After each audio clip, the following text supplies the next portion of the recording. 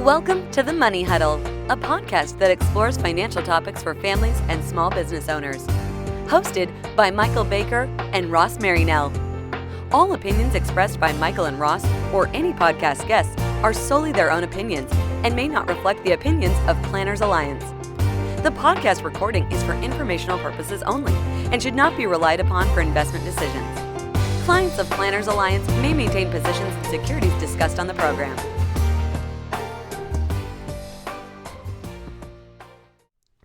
Welcome back to the Money Huddle. My name is Michael Baker, and I'm here with Ross Marinell. Ross, how you doing today? Michael, it's good to be here. Hey, I'm having a better week than our man Baker Beyond Meat Mayfield had. Oh, no. What? I haven't heard. What's happened? Come on. You didn't watch last week? So this is the revenge game. Cleveland Browns playing the Steelers. Well, our man Baker Mayfield. I saw that the Steelers benched Mason Rudolph. And so, not that I'm partial to Mason, with the exception that he's a hometown boy. Mason's actually from Rock Hill, South Carolina. So when I knew they benched him, I was like, it's not really a rematch because it's not. Rudolph isn't playing, but all I want to say is, done. If you haven't listened to If Quarterbacks Were Stocks, go back and listen to that one because I'm going to tell you, we nailed it. We nailed some, and we called Baker Mayfield Beyond Meat, and boy, he has proven us correct. He had another flat performance, and the Steelers came home. But we've got some interesting topics to cover today. Michael, you ready to get rolling? Let's roll. All right, so we had some feedback from one of our listeners, and they do something pretty cool at their household. So every year, as they're putting their tree up, they wrap ornaments in newspaper.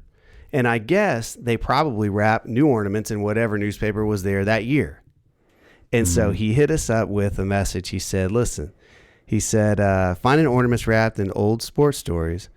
But he also found this one too. He said in December 2009, the Dow was at 10,000.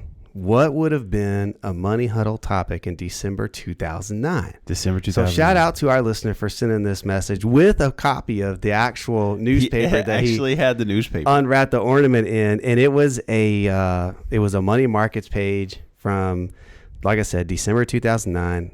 Dow was at 10,000. I'll give you the exact. Hold up here. I'll give you the exact number. 10,547 points. That'll be crazy since at the time of this recording, Dow was clearly over 27,000, approaching 28,000. So quite a lot's happened since then. So what was your initial take on that? So it kind of took me down memory lane because it's easy to forgive. It's been a long while since the great financial crisis. Yes. If you really think how much changes in a decade. And so I thought, what a great idea. And went back and started doing some research. And one of the things I came across that really got me struck was when did we really bottom out?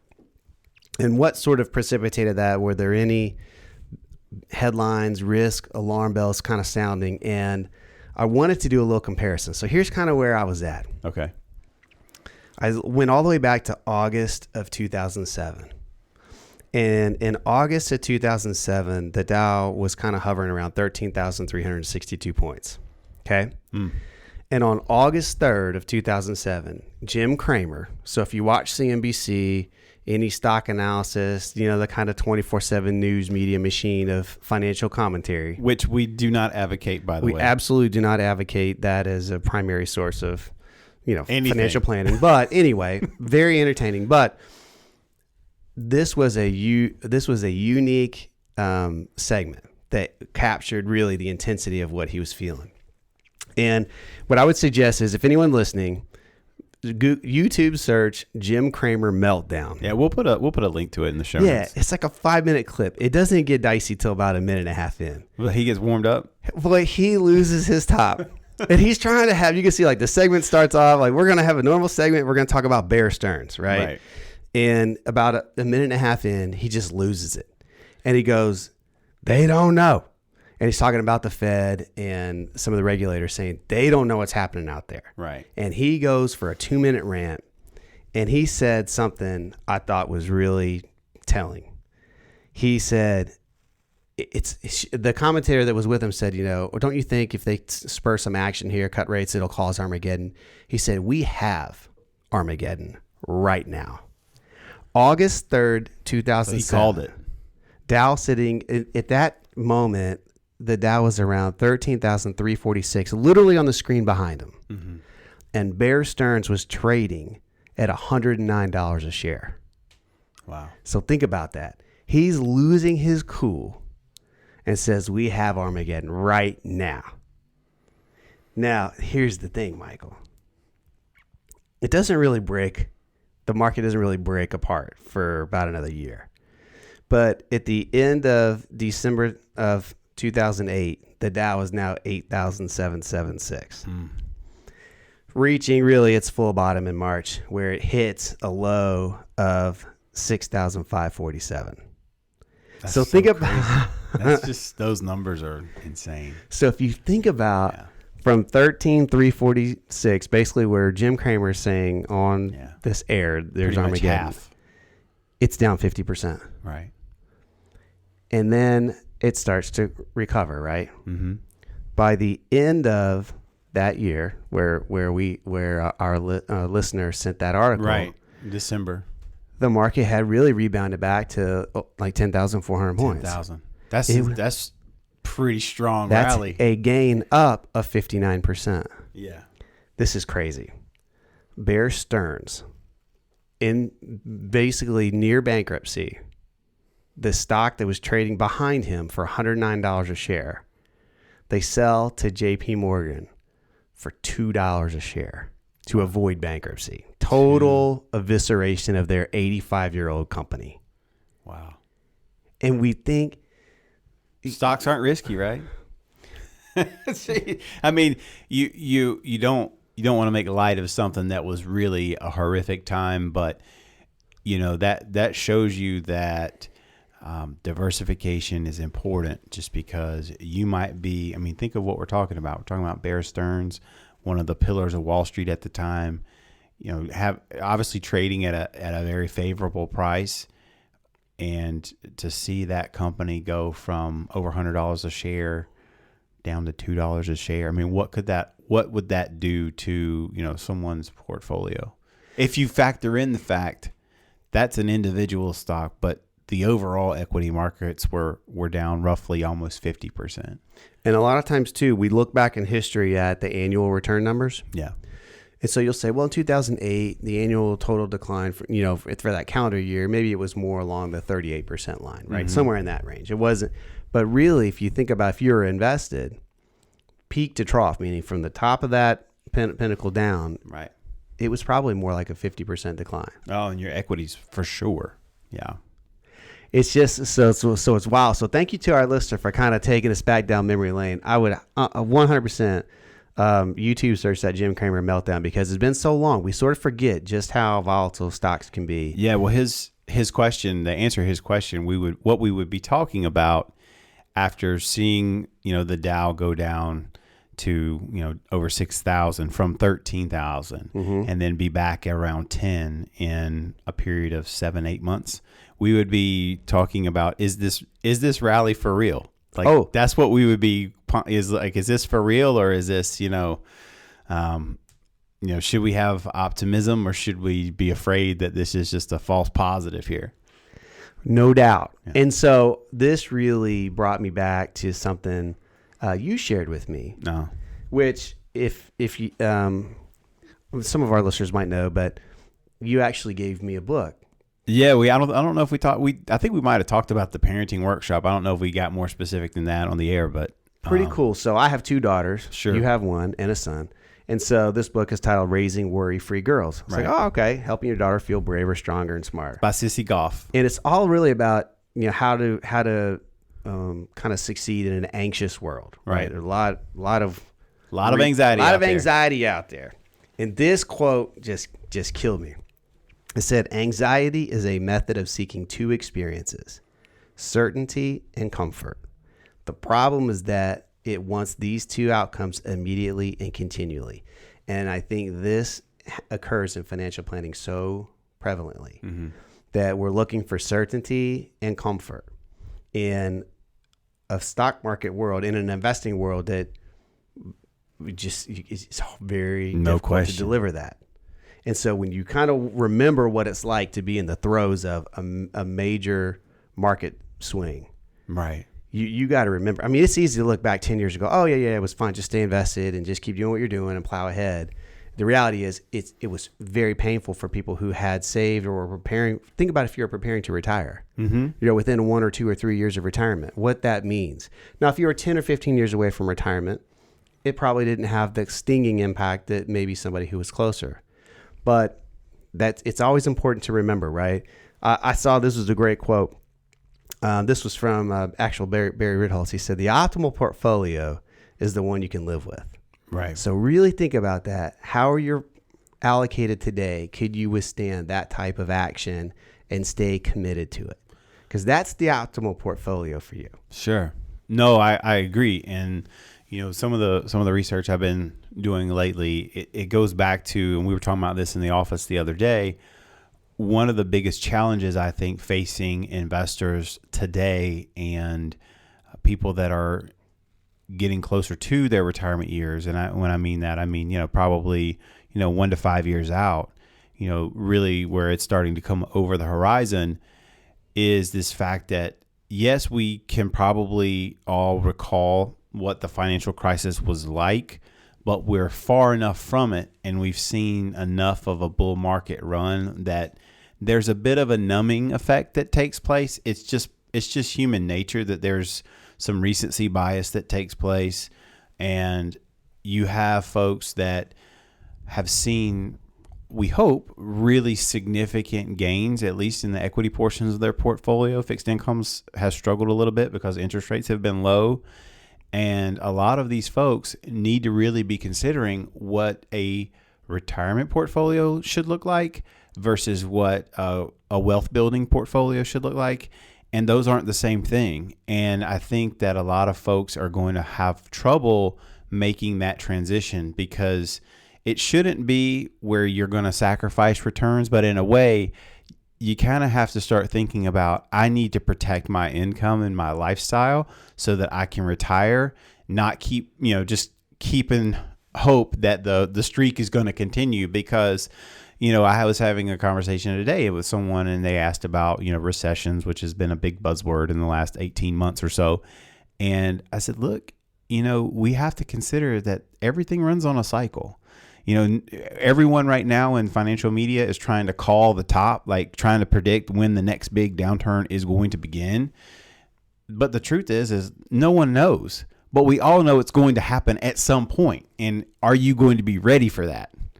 So kind of exactly to your point, it's like, what were the people doing in 2007, in August 2007 when the Dow was at 13,000, and those people that were at or near retirement at that point, what were they doing to prepare? Because the next couple of years could have set them back who knows how long. Hey, listen, Twitter launched July 2006. So it's not even really a thing, right? No. Could you imagine, trying to live through that type of market decline with the access to information and just the overabundance of just threats that are hurled at us online every day? It would be interesting to see. So, all right, that's it for that topic. We appreciate that feedback. And Michael, what else you got? It was a great thing to talk about. So I have all kinds of stuff going on in my brain, but we'll stick with something a little bit more concrete that I can point to. So I was reading the other day. I'm reading this book right now, Facilitating Financial Health.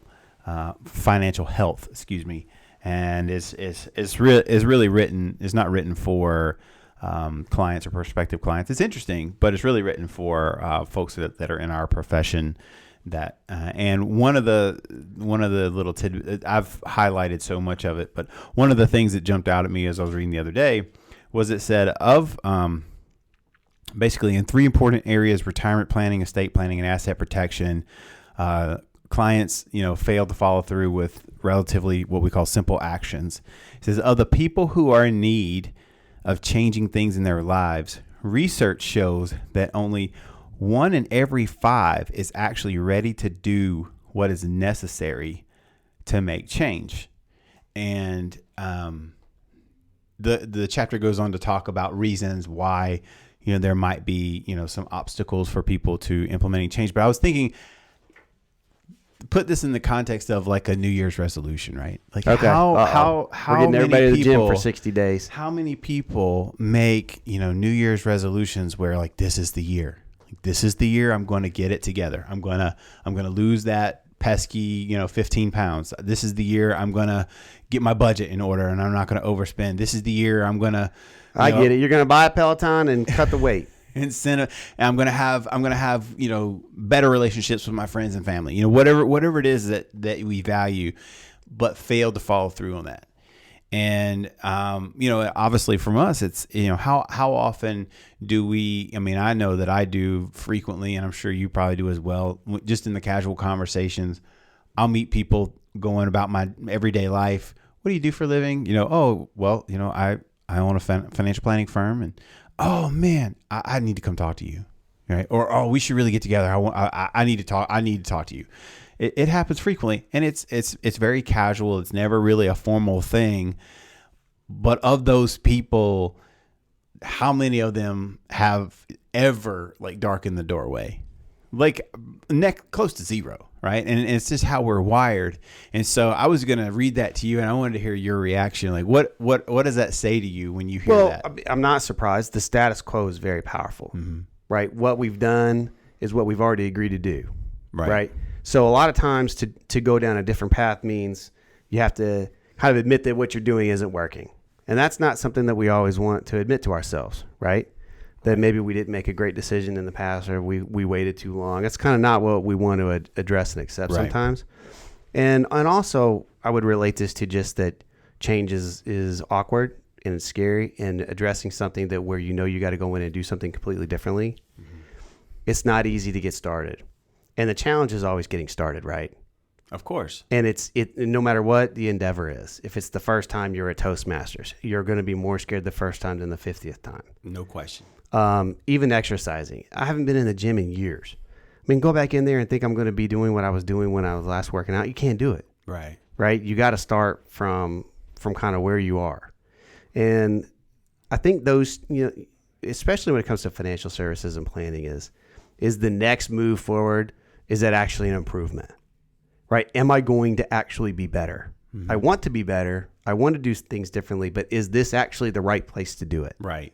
So just because you darken the doorway of a financial planning firm or a financial services firm doesn't mean it's the correct one for what you actually need to do. That's true. And I think those factors make it easy for folks to say, well, let's just stay where we are. We're here. We've gotten this far. Let's just ride it out. Versus really kind of going that next level, saying, what can we do better? What can we build on without scrapping everything and starting fresh? Right. And do you think that sometimes starting fresh is probably what's needed? Well, it depends so again, I would say that depends on the individual and what's been established already. Right. So for many folks that we see, there's almost always good things that are there. That recognition and acknowledgement from our seat to the individual sitting across from us of saying, hey, there's some really good things here. Right. I think that's important, because it would probably be a falsehood to sit there and say, well, everything you're doing doesn't work. That's logically, just doesn't make any sense, Sure. right? There's always some good elements in there. And I think if you go into that mindset saying, here's the things that we need to tweak, the adjustments we need to make. And like you said, it's not always an earth-changing idea. It's 5 or 6 or 7 small tweaks to the foundation that's there that can make a pretty sizable difference long term. Right. And so but I think that's kind of the fear, though, right?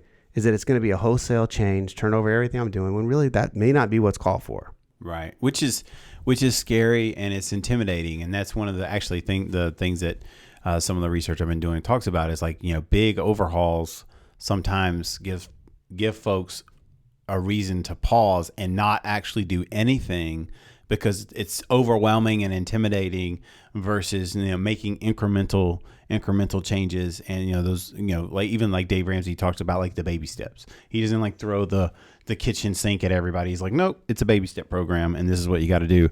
But I thought it was interesting because we had some big news. We are called the Money Huddle, so we have to have a sports analogy in the show if we can all help it. Big news in our world this week.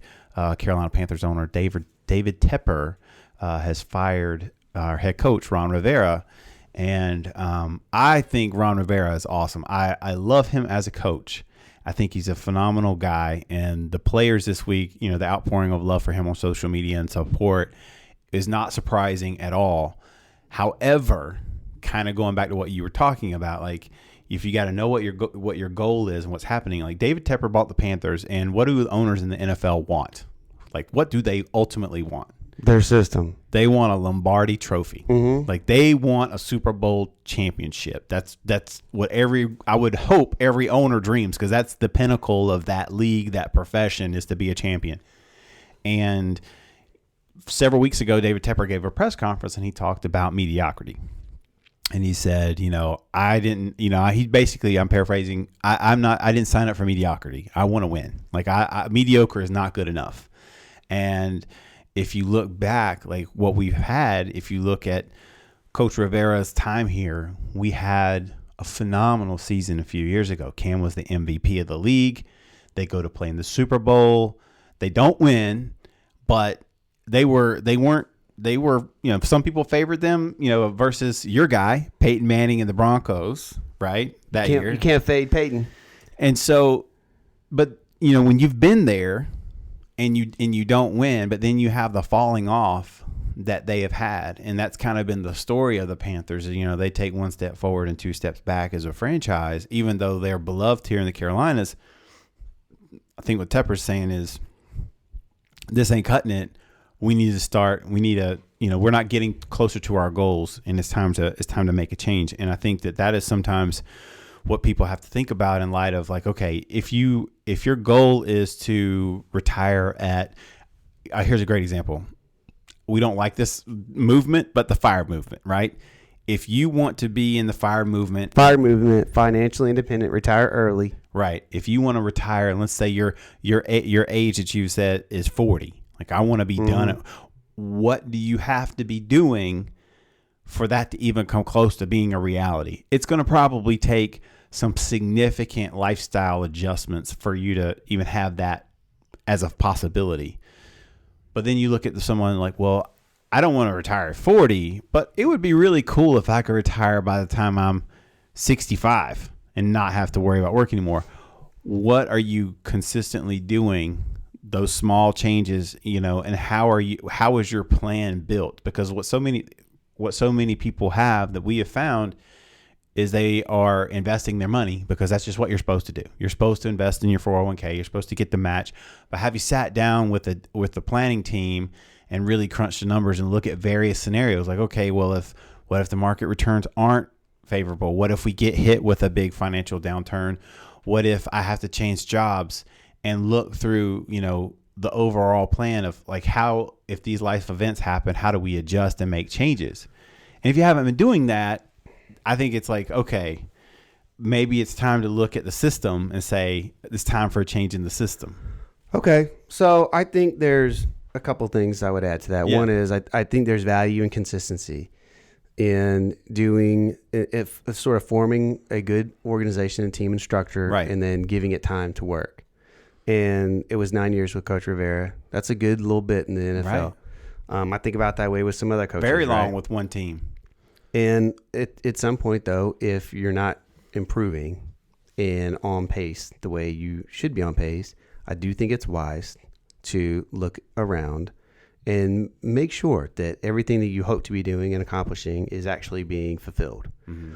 And those are the opportunities. That's kind of what we were talking, how we started, right? Which is when you feel the drift that it's starting to happen, that the things that you hope to accomplish aren't quite there financially, and there's some financial planning gaps. Yeah. That it may not be an overhaul, right? They're not going to turn their whole team over. They're turning over some coaching and management. Sure. And so, Netflix Cam might still be there next year. He right? He might be. Netflix can rebound. And so, I agree with you in that front that, when it comes time to actually go in and make some changes, you've got to make that big decision. Yeah. And go for it. Well, there's always going to be some things that hold us back, and kind of to bring that topic to a close is like you obviously have people that are wanting to win now, and that they're sending Coach Rivera like bon voyage, hey, we're glad it's over. And then a lot of people are just kind of like they're in their emotions, they're in their feelings about it because he's such a great guy. But if you even David Tepper talked about how emotional it was. But if you have to take a step back and objectively look at like his record as a coach and some of the things, you're like, it probably is time just for a fresh beginning for everybody. And I think that's his way of sending a message like, we need to change this. But I certainly hope he lands on his feet. I expect that he will. There's probably a few Dallas Cowboy fans hopes that maybe they'll fire Jason Garrett and hire Ron Rivera. No. But you never know. So, anything else you got? No, I'm good today. Yeah, that was fun. All right. So I'll leave with one little anecdote about my own personal life. And you would know this and appreciate this. But so the last few weeks, man, I've been dealing with back and forth being sick and, going sinus infection, go get an antibiotic. And so we have, with my wife's insurance, we have good insurance, and we have this teledoc that you can call. And so I call up this guy and I'm explaining my symptoms to him, just kind of going through the routine, expecting like him to hand me out a prescription. And he straight up on the video call looks me in the face and he's like, "Yeah, I'm not gonna prescribe you an antibiotic." He's like, "You need to go see an ENT, ear, nose, and throat specialist." Okay. Which is not what I wanted to hear, of course.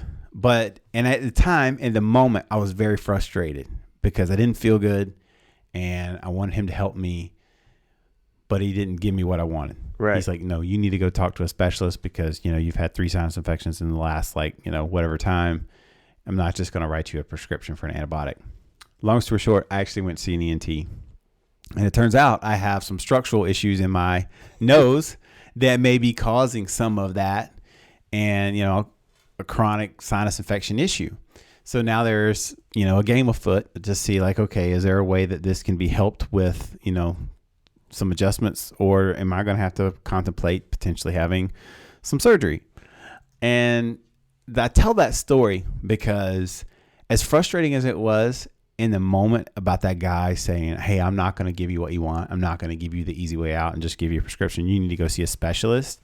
I have to give him props because he could have absolutely done what other people would do and just write me the prescription and just like check the box and move on. This is literally a guy I have no tie to. It's a guy I'm looking at through the internet connection. And instead he said, "No, you need to go talk to a specialist."